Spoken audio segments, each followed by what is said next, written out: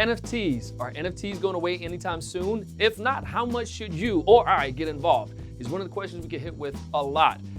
And is one of the things that you see everywhere. If you go on Google Trends right now and you see one of the hot topics such as real estate and you compare it to NFTs, you'll see NFTs are trending upwards and surpassing one of the most popular and the largest asset class in the world. And right now, as mentioned, it's worth $7 billion. There's a lot of hype around it. All the big athletes are going into it. In fact, AMC, you may remember the whole meme stock scandal with the Reddit group and whatnot. They gave all their shareholders an NFT. In addition, you have massive Twitter communities that help boost the entire NFT ecosystem. But what does it all mean for everybody? And where's it gonna go? Is it something that's a good investment? I'll tell you what right now. If you follow me on Instagram, you'll see there's a lot of stuff around money and finance. If you follow Bo, you see there's the same thing.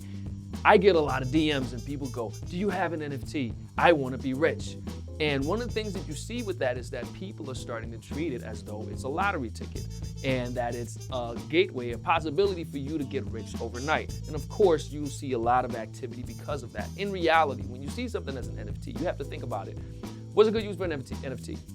A digital equivalent, for instance, of an athlete, their sports card, a football player, a basketball player. That is something that creates the digital equivalent of a sports card that you might collect, and you can do it digitally, you don't have to store it, and it's safe that way. That's one way it makes sense. You saw the rapper singer Tory Lanez. He put out 1 million NFTs, 1 million tokens at $1 each, which each token represented his album. So he sold his recording album, his music, as an NFT, sold out in seconds. In fact, it was less than a minute, maybe 57 seconds.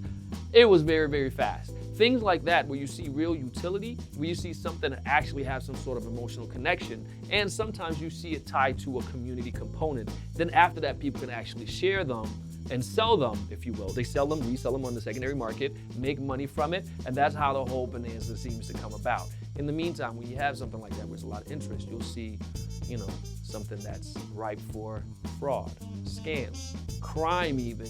You've also seen that a lot of the big prices that are going for certain NFTs, and you go, wait a minute, why would they buy a picture of that monkey for $1 gazillion? A lot of times you see, which is one of the criticisms against Bitcoin initially, that the underground market has a pathway to get in there. It's something that you've seen in the high-end art market for years. And this is something that creates an equivalent there. Altogether, we can see that NFTs is an interesting asset class.